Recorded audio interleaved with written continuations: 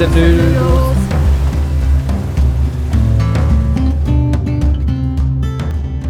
Welcome back. In the last episode, we started our Atlantic crossing on Skua, our 45-year-old sailboat. We're sailing 3,000 nautical miles from the Canary Islands to the Caribbean. We're going past the most northwestern Canary Island, which I think is called La Palma. And yeah, it's pretty stunning. Still no fish caught. The wind should fill in this afternoon, and then we'll turn and head southwest to a waypoint at 20 north, 30 west. For the run down there, we should have more like 17 knots. At the moment, the wind is about 4 knots. What are you up to there? Oh, washing our underpants. The glamorous boat life. Yeah, it's quite calm and it's a sunny day, so hopefully we can put them up to dry quite fast. Just had showers. Yeah, as you can see, wet hair. That feels amazing.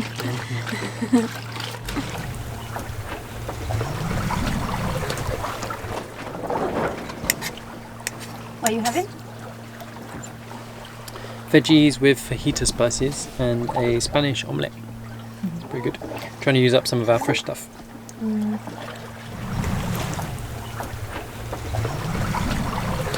It's a really nice day now. The sun's out on the solar panels, so I've turned the water maker on. We're not using very much water, probably no more than like 15 litres a day or something, so we're just keeping it topped up with the water maker really.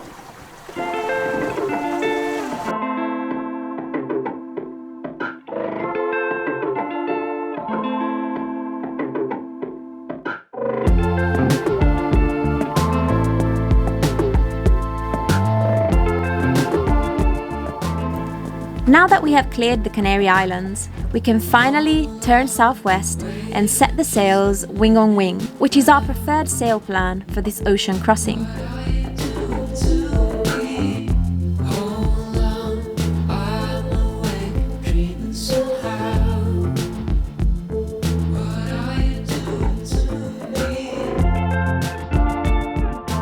To do this, we hoist the spinnaker pole on the opposite side of the main.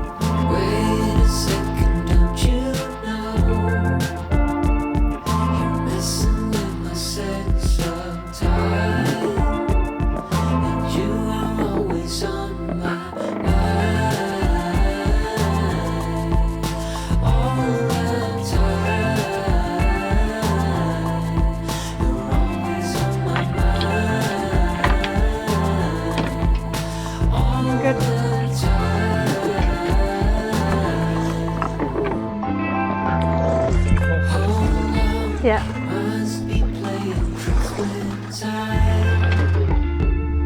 We then have to jibe the Yankee so that its sheet runs through the spinnaker pole.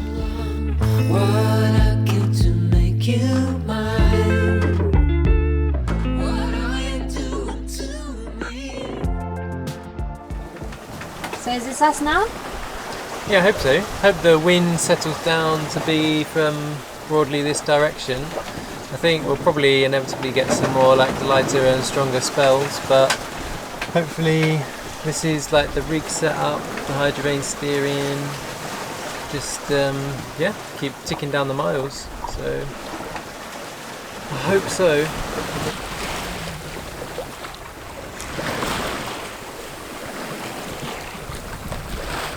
So we're all set up with our tradewind rig. It feels really good. It took me a little while to balance the rudder with the wind vane and the sails, but now it seems to be pretty balanced. And it's really delicious sailing this afternoon on my on watch. We have probably 18 knots of true wind, so 13 apparent, doing 5 knots. And we're rolling ever so slightly, but not too much. And it's glorious. It's really great.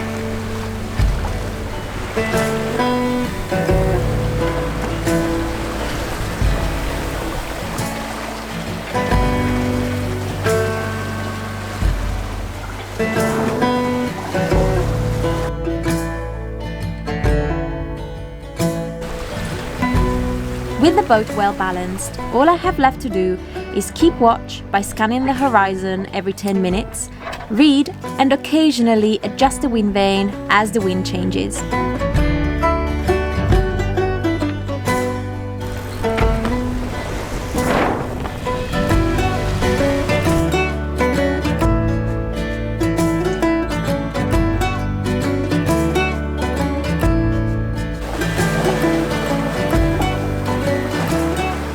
The wind picked up and we started rolling quite a bit, so I tried this trick that I read about in a sailing magazine, which is to use the staysail sheeted in quite tight to push the wind into the genoa as we roll, and I think it really works.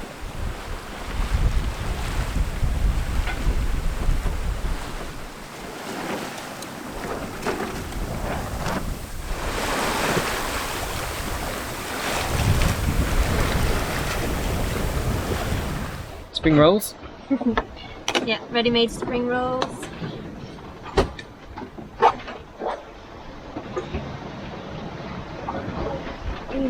Instant noodles. Just wanna ease ourselves into long life food a bit. So mixing it up with fresher stuff. Nice. Asian fusion on the school this afternoon.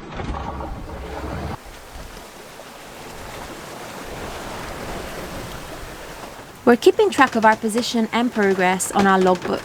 We update it at each change of watch, which happens every 3 or 6 hours.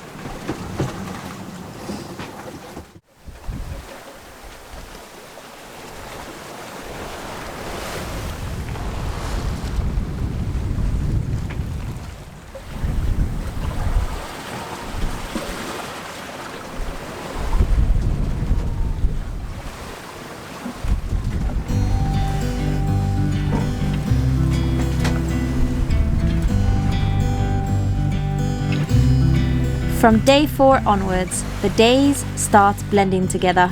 The routine of the watches takes over our lives, so each day is a succession of meals, jibes or sail changes, sunrises and sunsets.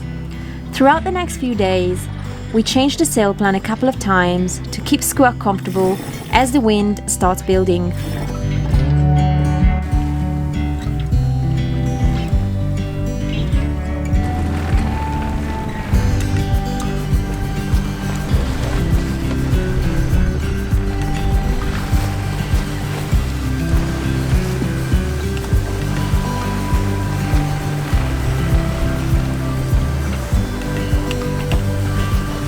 The wind increases as we leave the Canary Islands behind, so we put in the washboards in case any water comes into the cockpit.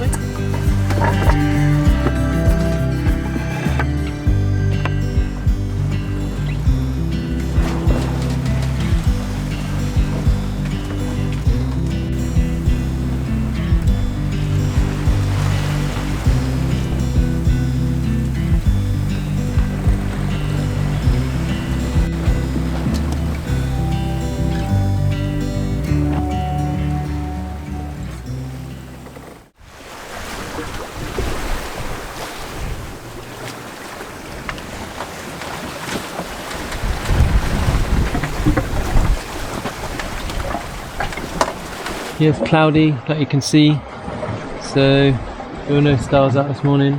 So we've got full main and Yankee, and then just a bit of staysail out sheeted in tight to stop the rolling, which works really well. One of Ryan's morning rituals is to put the fishing line out. We troll a skirted lure to try to catch tuna or mahi-mahi, but we take the lines in at night, so the person who is off watch can get an undisturbed sleep. My heart upon my sleeve, can I hide the way I feel when you're next to me, girl? Got the kick in every move and I fought it's like a fool for you, for you.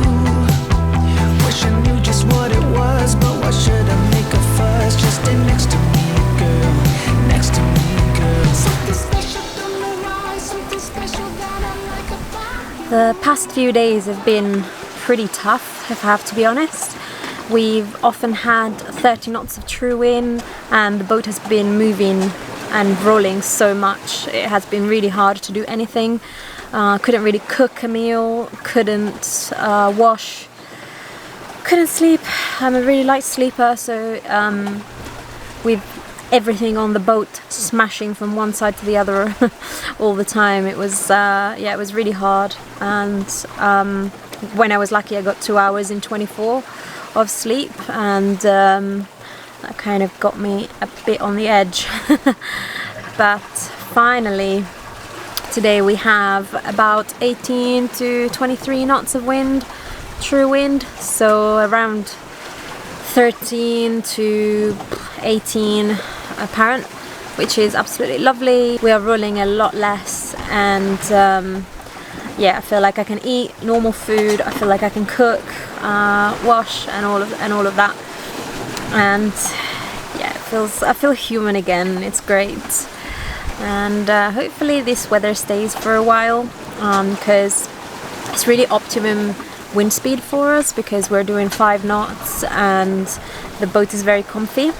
So yeah, around 20 knots of true wind are really perfect, but we'll see how it goes.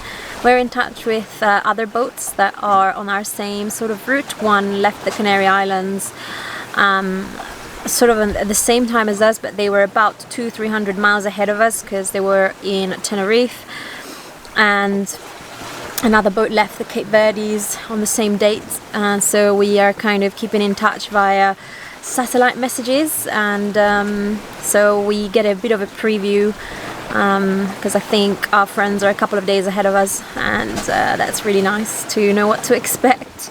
We are over a third of the way, so that also feels really good.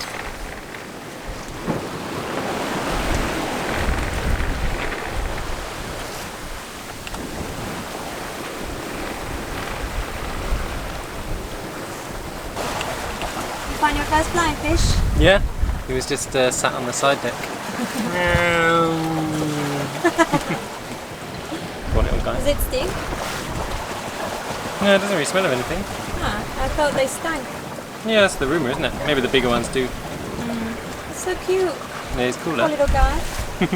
Oh. Something we're eating. Yeah.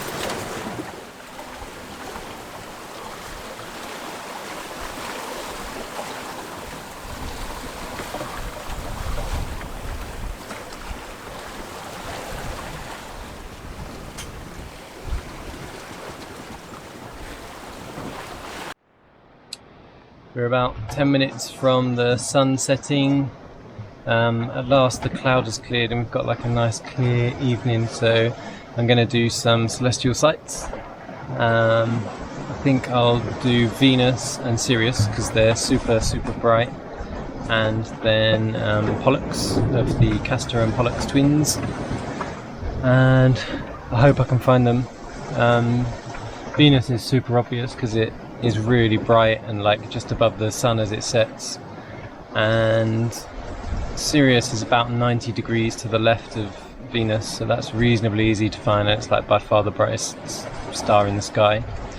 The really tricky one is Pollux, but if the horizon is still decent, by the time I can see Procyon and therefore find Pollux, then it should be fine. But yeah, we'll see how it goes. I think the morning sights are much easier just because the stars are all there. You can kind of like pick them out and then wait for it to get light enough that you can use the horizon. I find evening a bit more difficult, but trying to get used to it. Yeah, it's about 10 minutes to sunset, so soon enough I should see Venus, but I'll probably shoot that last because then it's still in the brightest part of the sky and you can leave it till last basically. So yeah, try and locate the twins. So there's the setting sun there. I don't know if you can actually see the orb of it, and then Venus. Look. Again, I'm not sure if the camera will actually pick it up. It's fairly faint at the moment, but it is there. Moving around. So I could already probably shoot that, but there's not much point because by the time then that the other sites have been done, it'll be like in half an hour's time. We'll have moved 2 miles down the road, 3 miles down the road at this speed. So I might as well wait and then shoot that last.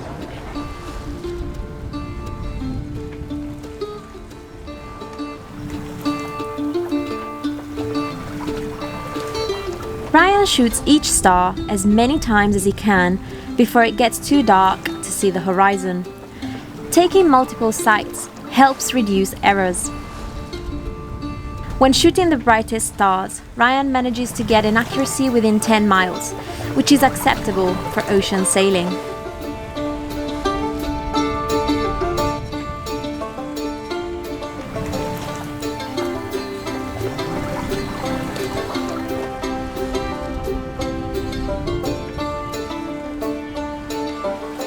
Thanks for watching.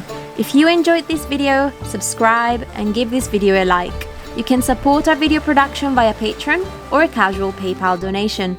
Join us next week to watch a day in the life of our Atlantic crossing.